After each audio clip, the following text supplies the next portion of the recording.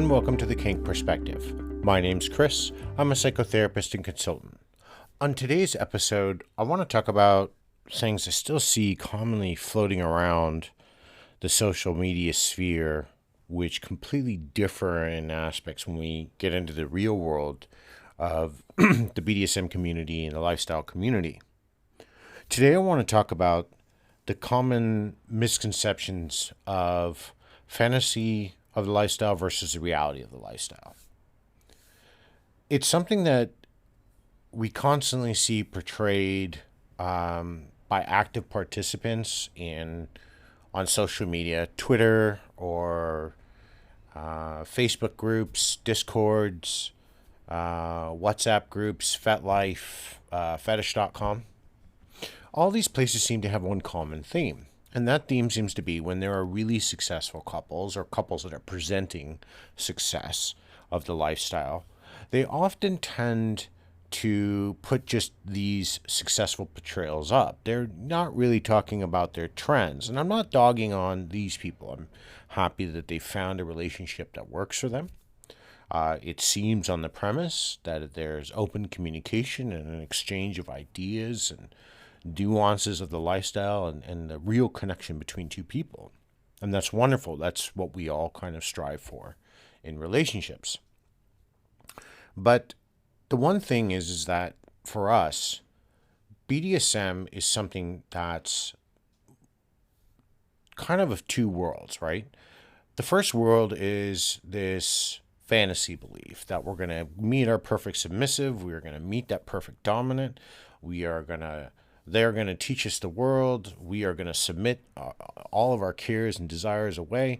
And what's going to end up happening, it's just going to be this perfect and harmonious synchronicity of a coming together of two people.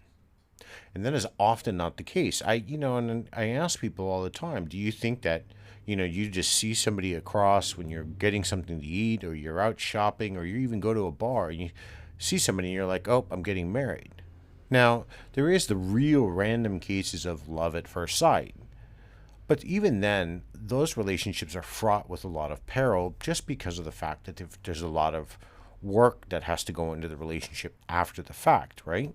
We're not just getting together and everything syncs. Oh, I like watching movies. So do I. I'm a horror fan. Oh my God, so am I. I love video games and cooking Thai food. Oh my God, so do I. And the reality of meeting somebody like that randomly and everything in our life syncing up.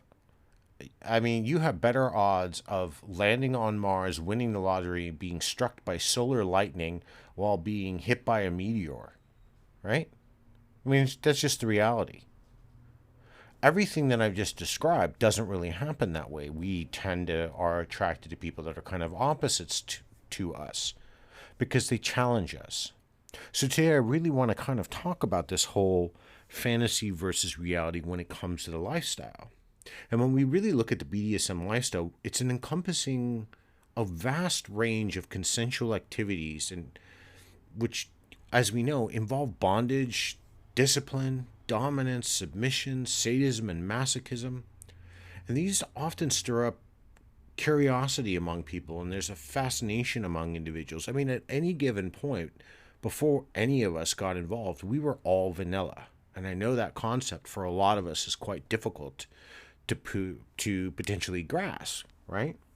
We were all vanilla before we got into the lifestyle. We all kissed somebody in a vanilla fashion. We all hugged somebody and held hands and went steady or had our first boyfriend or girlfriend or significant other, right? All before we got into the lifestyle. What happens over time is that popular culture and media representations have contributed to the myriad of misconceptions and the fallacies that surround this unique community of ours, this lifestyle of collection of people that's vast and diverse and has so many areas, so many nooks and crannies we can find and get lost in ourselves, right? So I really want to keep and look further and explore this contrast between the reality and fantasy of the BDSM lifestyle, shedding a little bit of light on the journey of individuals that undertake to become part of this vast community and how we embrace these respective roles, right?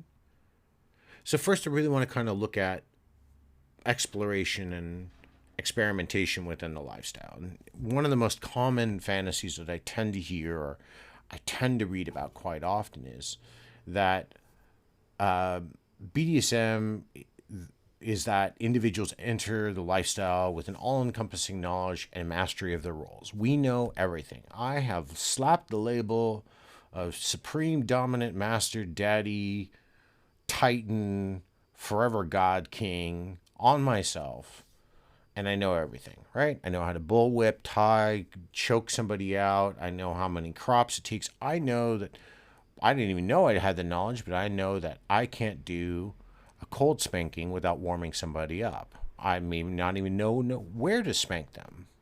I don't, I'll already know to talk about consent and negotiations. I'm going to know all of these things, right? Because I have all of this knowledge, right? And the fantasy that we often see, whether it's in pornography, whether it's in erotica, it often portrays individuals that are effortlessly engaging in elaborate scenes without any initial exploration or implementation. And we see this in a lot of the photographs that people post, right? These elaborate dungeons and people are chained up and there's the dom in this dark clothing and standing behind the ominous figure, right? And I'm not dogging these people, but what I'm saying is this is what they're portraying. And here we have the timid, submissive, fear in their eyes, also exhilaration, and they seem to be sexually aroused, and they're in this very dark and conceived contraption of the mind. And, then there's this big elaborate explanation of what this photograph is entailing. And then we post it online, right? So there's the fantasy. So it's being not only just sold to us by the media and books and Hollywood, but it's even within our own community. And there's a problem with that because it doesn't show what's going on prior to the hours, the days, the weeks, the months before a scene like that just takes place. Right? In reality, individuals that are entering the BDSM community often begin that journey of their curiosity and that desire to explore these erotic fantasies of theirs, their limits, their boundaries. This involves a lot of self-reflection, a massive amount of communication, effort, and it starts with a gradual process of learning, right? Embracing a BDSM lifestyle really requires individuals to have an open mind and to be willing to learn and grow and respect the importance of consent and negotiation. But we're just not born with these thoughts and understandings inside. They're not inherent. It's not part of our DNA. We have to learn about some of these things. We have to learn about the protocols of how we enter a dungeon and the types of clothing we can and can't wear, or understand what the rules are. We can't just say, well, I was watching the movie and he just straight up started beating this girl, so I can just go up and do that. You can't do that. Not only have you committed a crime, an assault, or even worse, a sexual assault, but you violated their consent. There's all these things that are in place. And if you haven't learned about them, if you haven't talked or gone to groups or gone to dungeons, and I'm really a stickler for this because I used to mentor young doms coming in. And this misconception that we can just enter the lifestyle and, hey, everything's going to be okay. I'm just going to know everything. I'm going to do this. I'm going to put up a couple of these words I've scanned, and I've got a couple of the lexicon here, and it's up, and this is what I want. And almost every dominant profile I see, or every submissive profile I see, it's like they cut themselves, they're cookie cutter versions of every profile that's out there. The real unique profiles, the people I want to get to know, the people I want to talk to. When I first met mine, it was unique. She talked about the things she liked and her curiosities, and that she was just here in the beginning, and that, when her journey started when she was young and she was exploring, and that, she wanted somebody with a little bit more experience, but she didn't want to jump in too fast, and that if that wasn't being respected, she wouldn't even bother. And she used blocks and deletes, and unfortunately, we realized the age of social media that people have the autonomy to say, but the reality was she knew going in that she was going to have to use some of these implementations and not just complain about the influx of garbage that was coming along with being a part of this, regardless if that's the status quo now or not. And it's an unfortunate part of social media and globalization as we know it, right?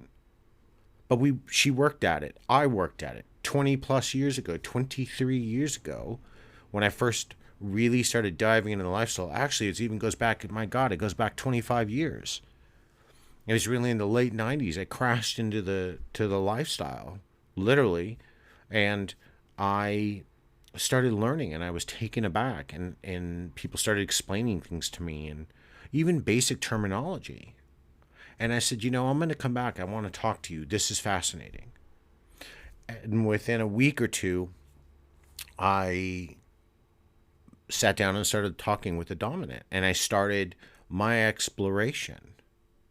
And maybe it's how I was raised, because I wanted to learn, but I knew I didn't know everything in that. And when I negotiated my training, my mentor at the time told me straightforward, you're not going to take a submissive for a year, because if you don't know how to do something, if you don't know how to act or handle and implement or treat somebody with respect, if you can't do any of these things, if you don't understand this way, why would anybody trust you? And I've used similar analogies over time. I can call myself a car mechanic. I can say I can fix your car, and I can even open up an auto shop, and I can have all the little fancy tools there to fix your car. But that doesn't actually mean I can do it. Right? So these are the things that we have to kind of start talking about and thinking about when it comes to the lifestyle. So when we see these photos and these perfectly laid scenes, and people are fawning all over, this is what I want, and my God, I desire this. Well, yeah, you desire the perfect photo that they took them, 4 hours to set up with 7 million lights, but you don't realize how much work it took to get there. So how much work are you willing to put in? So it's really a bigger concept than we think about, and we have to really kind of, start putting ourselves into the point where it's more important than just believing in the fantasy. And this is kind of where the community and that connection come in. And the fantasy side of this, right? Popular media frequently portrays BDSM as a secretive and exclusive community where we knock on doors and we spin 3 times and drop a red piece of lint, and we're let in by this mysterious person. And it's all these tattooed individuals, and they've got chains hanging off of them. And it's not like that. There are people like that, yes, but there's others. There's a vast group of others, and dungeons and these clubs are becoming more mainstream, right? So yes, we know that some of our dungeons are dark and there are these mysterious rituals, but it's not like the way it is in a lot of the movies or the way Hollywood portrays it. And this imagery can perpetuate this misconception that the individuals in the lifestyle are isolated or disconnected from society, or maybe have, they look down upon certain individuals, whether it is men or women, or we treat them as they have to have maintained some weird hierarchy. And that's not always the case, right? And even if it is, there's an agreement upon it. There's a consensual agreement upon it. And we've talked about this. And this goes on within the leather community or the old guard community. It did, which I was a part of. I just wasn't part of certain parts of that. So the reality comes in that the BDSM community is actually all-inclusive, right? For the most part, we should be. We're starting to see more and more intolerance from the people that claim they're the most inclusive.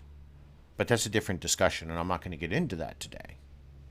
But inside of this inclusive community of ours, there's a massive and diverse network of individuals who form connections based on shared interests and consent. One of the first interviews I had on my show, which was last year, with just this wonderful couple, and I talked to them all the time. When I wrote my book, I talked to them. Um, Myself and Sovereign King, we have a similar background in military. So when I reached out to them, they were some of the warmest people I've ever talked to. There wasn't anything pretentious about them. And the other person I'm talking about is Luna Lux, his partner, and his wife, right? These two were such kind individuals, and they took time, and they decided to open up their lives and share this part with me and with you all in turn, because you got a chance to hear a little bit about them and their life, right?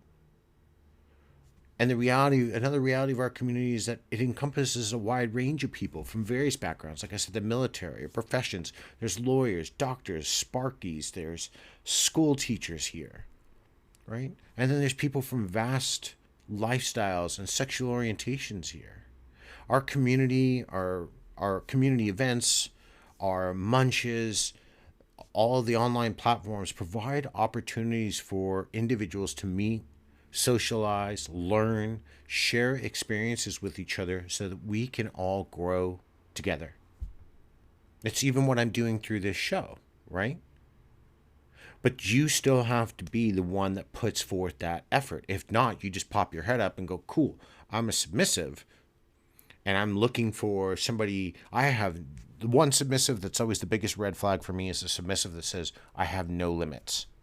Because that's absolutely ridiculous. We all have limits. If you have no limits, cool. I'm a sadist. Cut off your finger and insert an anal hook and pull yourself up a flagpole while your blood's dripping out of your hand. Gonna do that for me? The overall answer is always going to be no, and ultimately we'd never do that to somebody. But the reality is we all have limits. But those are people that are not willing to learn about their role, what they can do, what they can't do, what they can say. And it's the same with dominance, that they come out of this attitude where, oh, you're going to serve me. No, respect is something that we should give to each other. Trust is earned, and those two often get conflated. I never understand why. But if I meet somebody, I'm very respectful. Hi, how are you? If depending on the situation, if I'm with my friends, it's, hey, John, how are you? Good. Chris, it's been a while. Yep, it has. If I'm going to a social event like here I'm speaking at in a couple of weeks, I'll come out. Actually, I tend to come out with my name, but when I'm meeting people, if it's, Master or Mistress so-and-so, nice to meet you. Greetings. How are you? I will, I'll even ask them, is it okay if I shake your hand? Right? Or I'll extend it. If they don't want to, great. I'll shake their hand, and if they don't want to, I'm not offended whatsoever.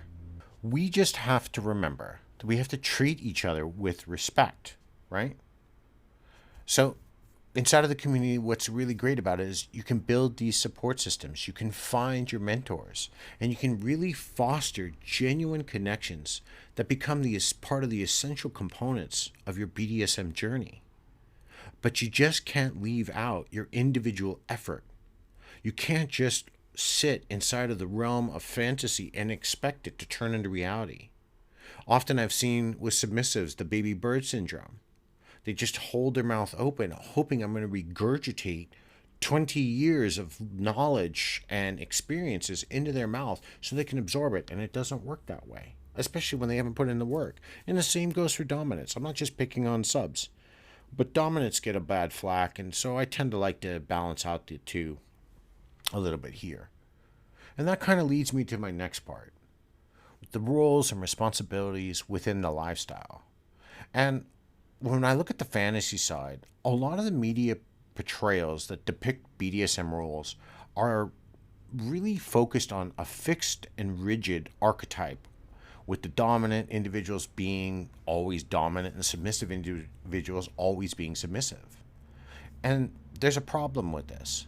This oversimplification fails to capture the fluidity and the complexity of the roles within the BDSM community, right? What's the reality of this? The BDSM rules are not static. They're not fluid. They're not just set in stone. There are people, now for me, they are. I'm a dominant through and through, but I'm also a sadist. I can be compassionate. So, yeah, I guess I can tend to move around a little bit in this little bit of a gambit of an area, right? I've got a little bit of leeway sometimes. It depends how I'm feeling. If I'm feeling a little froggy that day, right? But these roles, they're negotiated and consensually agreed upon by individuals involved in these erotic power dynamics. Dominants and submissives have their unique responsibilities and expectations within their dynamic, but these roles can evolve, shift, or even change entirely over time, right? Individuals entering the lifestyle must understand the importance of going on this journey together. They have to realize that it's a coming together of at least two people with ongoing communication, effort, training, consent, emotional check-ins, mental health check-ins, physical check-ins, and most of all, the need for personal growth and self-awareness. Because if we're not taking all of this on board and we're not learning and we're not evolving, then why am I sitting inside of the lifestyle?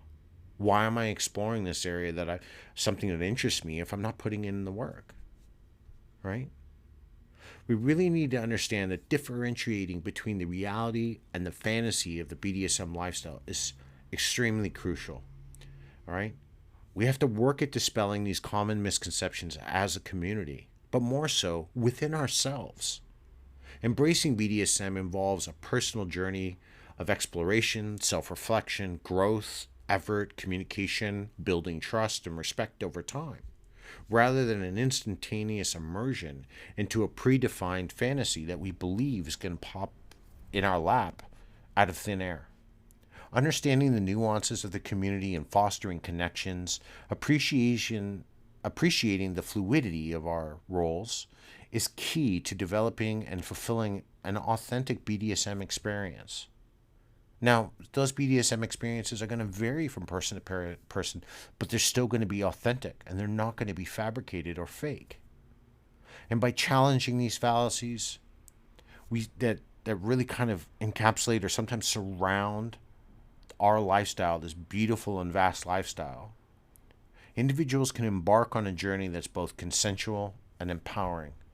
And you can do it together, or you can even do it by yourself if you are unpartnered, right? You just got to be willing to put in the work. You can't be just willing to sit on the sidelines and wait for somebody to show up and drop this all on your lap.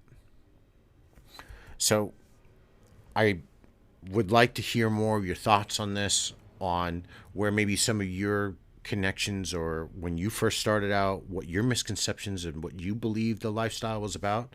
I'll put that question up in the comment section below. I do want to remind you all, if you love my podcast, please, if you're on the Spotify app, please mark it or rate it 5 stars so other people can find it. I want you to let you all know. Last week I said it. I'll probably be saying it for the future because it's going to help me eventually support the podcast.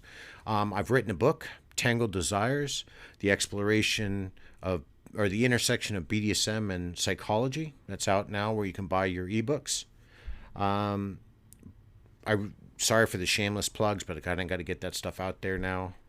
But I really want you to think about this. I want you to think about those fantasies you had when you were vanilla before you entered versus where you are now and how much work you had to put in, right? Until next time, everybody, be safe and stay tuned.